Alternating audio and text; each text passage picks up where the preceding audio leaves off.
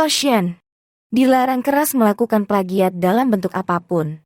Naskah ini mengandung hak cipta, karya orisinil dari author. Jika ada yang menemukan plagiarisme, mohon segera hubungi akun Instagram @auliaul2022 atau Facebook Auliaul. Tragedy of Prewedding. Bab 8. Mencurigakan. Apa yang dimaksud dengan Diki? Kenapa dia bisa berbicara seperti itu sama Citra? Gumam Adnan yang merasa terheran dengan sikap saudaranya itu. Sedangkan Citra, yang sudah memastikan bahwa Diki tak ada lagi di dalam kamarnya, ia langsung melangkah cepat ke arah balkon dan kembali menumpahkan tangisnya. Apa yang diucapkan Diki itu benar. Apa kamu benar-benar mengkhianati aku, Mas Adnan? Ucap Citra sambil terus terisak-isak seorang diri di tempat itu. Mendengar Citra yang nampaknya mulai mempercayai apa yang dikatakan oleh Diki, membuat sosok Adnan melangkah mendekat ke arahnya dengan tatapannya yang sulit untuk diartikan. Tidak, Citra. Aku gak pernah melakukan hal itu. Apa yang diucapkan sama Diki itu semua bohong. Itu fitnah. Bahkan aku aja gak tahu kenapa ponsel aku bisa ada di villa papa bersama dengan pakaian wanita. Aku gak tahu apa-apa. Seru Adnan. Namun, sekeras apapun sosok itu berucap dan berteriak, tetap saja tak dapat didengar oleh gadis itu. Citra terus menangis merasakan hatinya yang semakin perih karena penuturan Diki beberapa saat tadi. Ah, sial. Kenapa jadi serumit ini? Percuma aku bicara sekencang apapun, Citra tetap gak bisa mendengar aku. Adnan terus meraung sendiri, merasa begitu kesal dengan keadaannya saat ini.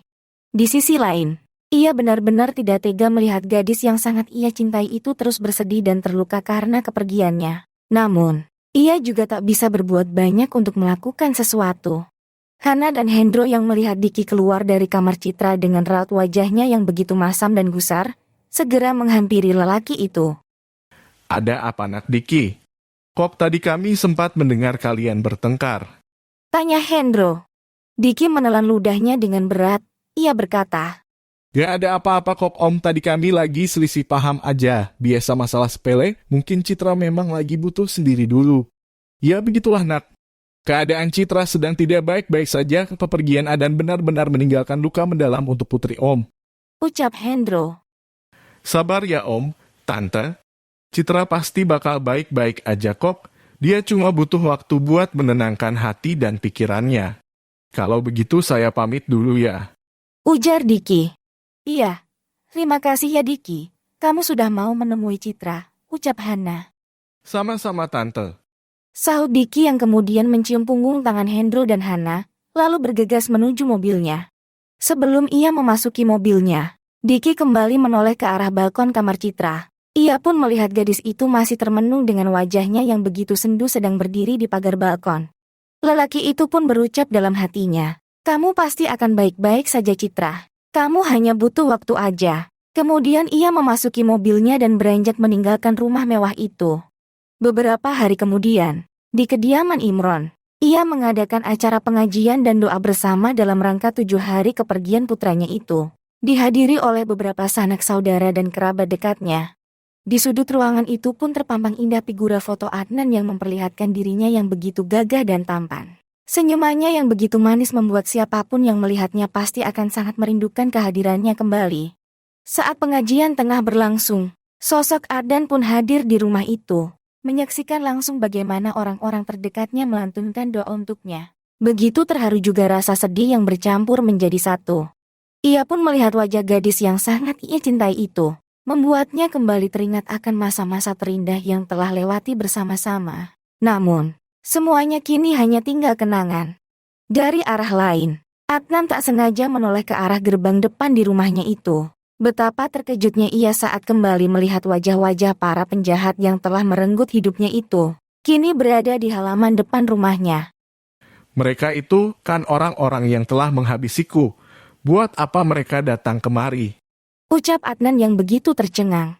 Namun, hal yang lebih mencengangkan lainnya adalah Adnan melihat Diki nampak begitu resah dengan raut wajahnya yang penuh kekesalan. Melangkah cepat ke arah para pria yang sedang berdiri di depan halaman rumah megah itu. Diki, ada urusan apa dia dengan para pembunuh itu? Adnan menatap heran ke arah Diki yang sedang berbincang-bincang dengan orang-orang jahat itu. Adnan pun langsung menghampiri Diki untuk memastikan apa yang tengah diperbincangkan oleh mereka, nampaknya memang begitu serius. Diki menatapnya ke arah pria-pria itu. Namun sepertinya para pria itu tak sedikit pun menunjukkan raut kekhawatiran atau rasa bersalah. Mereka terlihat sangat santai sambil sesekali menghisap rokoknya. Mau apa kalian datang kemari, ha? Tanya Diki dengan sorot wajahnya penuh kekesalan. Kami hanya ingin memastikan saja bahwa pekerjaan kami ini sudah selesai dan dilakukan dengan sangat baik, bos. Ucap salah satu pria itu membuat Adnan yang mendengarnya nampak terheran. Apa? Mereka memanggil Diki dengan sebutan bos. Adnan bergumam. Ya, gue tahu itu. Dan gue akan nepatin janji gue ini sesuai waktu yang sudah kita sepakati, jadi lebih baik lu semua pergi dari tempat ini. Tegas Diki. Baiklah, awas kalau sampai besok lu gak tepatin janji lu. Gue pastikan lu akan menyusul saudara lu ke neraka. Ancam salah satu pria itu. Mendengar penuturan demikian, Adnan semakin dibuat tercengang. Ada apa ini sebenarnya? Apa maksud yang diucapkan sama pria itu memangnya Diki telah berjanji apa pada mereka? Perlahan ia nampaknya mulai mencium bau yang tidak beres dari saudaranya juga keempat pembunuh itu. Sampai tiba waktunya di mana Adnan memutuskan untuk mengikuti kemana Diki pergi. Ia pun kembali dibuat terheran karena melihat saudaranya itu membawa sebuah amplop coklat besar yang berisi kepokan uang dalam jumlah banyak. Untuk apa Diki membawa uang sebanyak itu? Adnan terus dibuat bingung dengan keadaan yang sangat mencurigakan ini. Kemudian Diki melajukan mobilnya menuju sebuah tempat yang jauh dari pusat kota dan keramaian. Tepatnya di sebuah bangunan rumah yang begitu besar, namun berada di tengah-tengah lahan kosong dan tandus. Adnan terus mengekor di belakang Diki, menatap heran saudaranya itu, entah akan bertemu dengan siapa di tempat yang begitu asing untuknya ini. Tak lama kemudian, Adnan pun membelalakan matanya saat kembali melihat para pembunuh itu tengah menyambut hangat kedatangan Diki di tempat itu. Akhirnya, bos kita datang juga, mari silakan masuk. Ucap salah satu pria itu. Diki pun berjalan perlahan memasuki rumah itu. Kemudian ia mengeluarkan sebuah amplop coklat berisi kepokan uang dan melemparnya ke atas meja, membuat suara yang begitu nyaring terdengar. Gue udah tepatin janji gue ini. Jangan sampai lu semua tiba-tiba datang dan menunjukkan wajah kalian di tempat gue lagi. Ucap Diki dengan raut wajahnya yang datar. Nantikan kelanjutan ceritanya besok.